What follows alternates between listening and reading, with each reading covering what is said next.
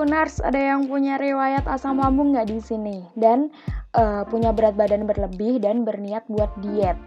Nah di sini tuh ini lagi Memes alamin banget ya kayak gini. Jadi Memes itu kayak merasa udah nggak nyaman dengan berat badan yang sekarang. Terus Memes itu pengen diet, cuman kendalanya Memes itu punya asam lambung Tribuners. Ini nggak nyaman banget. Ditambah udah BB-nya naik, ditambah lagi ada asam lambung, jadi kita mau diet jadi kayak terhambat gitu. Cuman Memes tuh udah nemuin tips Tribuners gimana caranya mengatasi biar kita itu bisa diet tanpa ada asam lambung kita naik lagi gitu. Jadi ya Memes jelasin dulu di awal, GERD atau yang biasanya lebih akrab disebut dengan penyakit asam lambung bisa menyerang siapa saja dan kapan saja Tribuners. Untuk itu yang sering mengalaminya, kamu perlu memperhatikan diet agar nggak terus-terusan kambuh. Dengan kata lain, kamu harus mengubah pola makan dan dapat memicu kambuhnya GERD. Jadi kita harus mengubah pola makan yang biar asam lambung kita nggak naik Tribuners. Pola makan yang seperti apa sih? Inilah ya, kita bahas langsung aja daripada kelamaan Tribuners. Yang pola makan yang harus dihindari nih ya, pertama adalah salah satu cara ampuh agar GERD tidak muncul adalah dengan memilih makanan yang baik untuk kelangsungan lambung.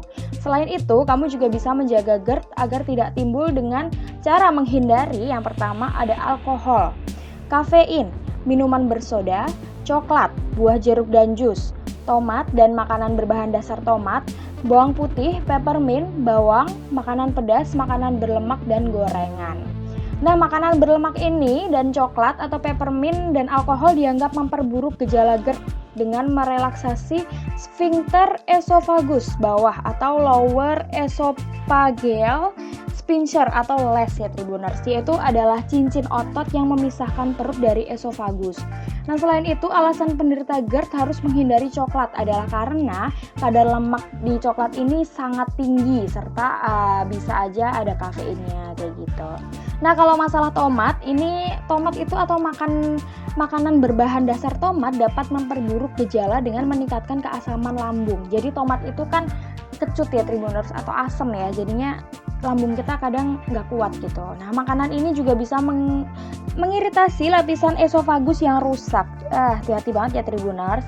Jadi makanan yang juga merupakan pantangan penderita GERD ini yang sering menyebabkan keluhan adalah makanan yang berlemak seperti produk susu berlemak tinggi, daging berlemak, serta daging olahan seperti burger atau hotdog gitu. Yang kedua ada pola makan sehat Tribuners. Nah ini yang harus kita jaga ya. Ini yang udah Memes terapin dan udah jarang banget sekarang asam lambung Memes naik dan Memes sudah bisa diet dengan lancar Tribuners sekarang ya. Untuk penderita GERD, salah satu cara yang bisa dilakukan untuk mengatasi penyakit ini adalah dengan mengubah perilaku makan. Ikuti tips dari Dr. Astrid Wulan Kusumostuti yang dipaparkan di bawah ini. Jadi ya, ini kalian harus bener-bener dengerin banget nih ya tips yang dari Dr. Astrid yang udah Memes terapin selama ini nih ya. Yang pertama ada makan sedikit tapi sering. Nah, mengonsumsi lebih sedikit makanan tapi intensitasnya lebih sering dapat mengurangi tekanan di perut Tribuners. Tekanan perut yang lebih tinggi dapat menyebabkan les atau yang itu tadi ya, yang Memes jelasin di atas tadi ya. Memungkinkan isi perut kamu mengalir ke esofagus gitu. Jadi menurut Dr. Astrid, ganti pola makan yang biasanya 3 kali sehari dengan frekuensi makan yang lebih sering, tapi dengan porsi lebih kecil.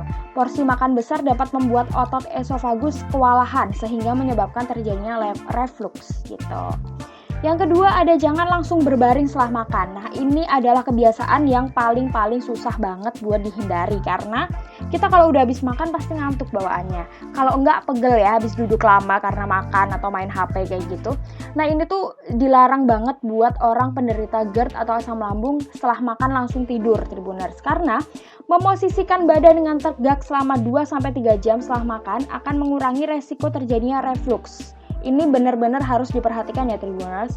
Ketika kamu berdiri atau duduk tegak, gravitasi akan membantu menjaga isi perut kamu agar tidak mengalir ke atas. Ketika kamu berbaring setelah makan, ini dengan mudahnya bisa membuat isi perut naik ke atas atau ke esofagus gitu. Jadinya kalian harus memulai kebiasaan dengan cara habis makan duduk santai-santai dulu tapi enggak berbaring ya Tribuners gitu.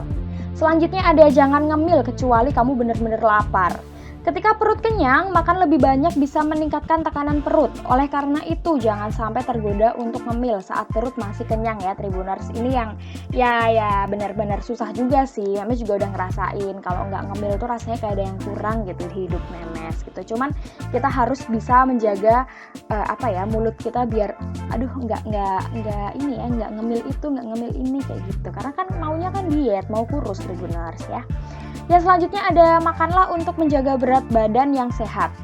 Tidak makan berlebihan dan berhenti sebelum kenyang dapat menghilangkan sumber tekanan di dalam perut. Ingat ya Tribuners, jangan berlebihan karena ya sesuatu berlebihan itu tidak baik gitu ya.